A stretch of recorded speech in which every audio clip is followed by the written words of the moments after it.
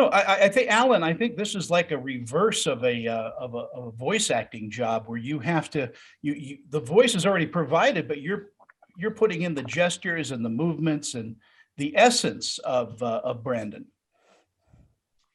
Yes, and I sort of learned a lot about how much someone's voice infuses so much of their energy and their movement and everything else. And I could actually hear on the tape his like little muscles on his, when he smiled or said something, that kind of, all those things. Like I really got very attuned to those, and I realized how much you understand about someone through their voice, even though you don't see them. So for me, it was such an interesting and bizarre exercise.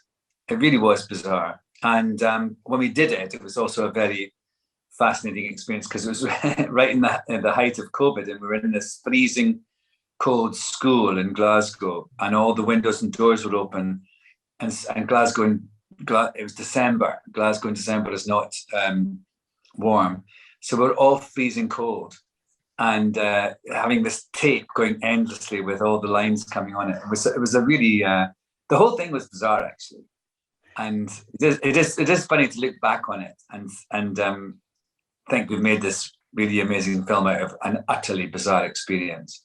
Yeah, it is absolutely, and I love the fact, Jono, that you use multimedia in this. You have animation, you've got all kinds of wonderful, things to keep the viewer just occupied. Yeah, it all came bit by bit, and weirdly, actually, we filmed Alan's contribution, and that was the second last part of the jigsaw that we did, and the very last part that we did is actually the animation. We had been looking at various ways of illustrating the backstory, and I knew with such a complex and complicated plot, I wanted to find a really simple way to share it with people. We had a storyboarded cut of the film. And actually, it was I was watching Marvel's WandaVision, and I was totally blown away. Every episode, they perfectly styled a different era of American sitcom history. And I just thought, well, is there a way we can do that in a kind of simple animation form? And I had this brainwave that, of course, Brandon arrived in our class with this monotone North American accent, big curly hair, and glasses. He was Daria. And, it's the 1990s. What better way to kind of illustrate it than with a nod to this icon of 90s animation, Daria? And so we did that. And then we flashed back to an earlier era in the film as well. And we looked at things like the Archies and Scooby-Doo for that. So, it was a really fun process.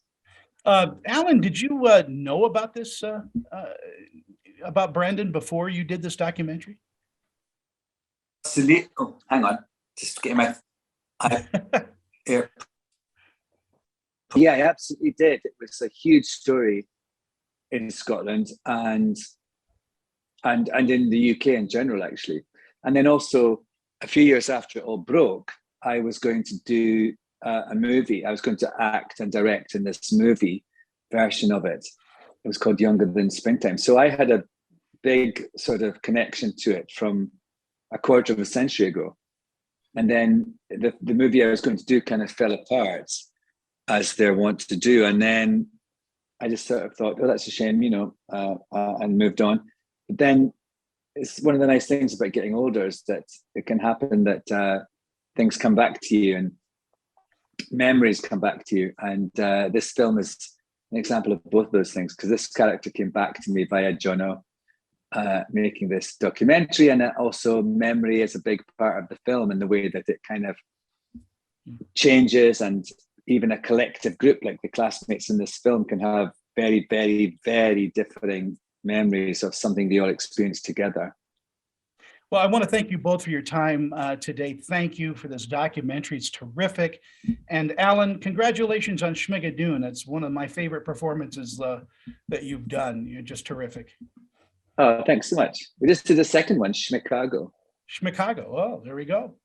Love you both. Talk to you later. Thanks, Tony. Bye. Thank you. Bye-bye. Thanks, Tony. Thank you.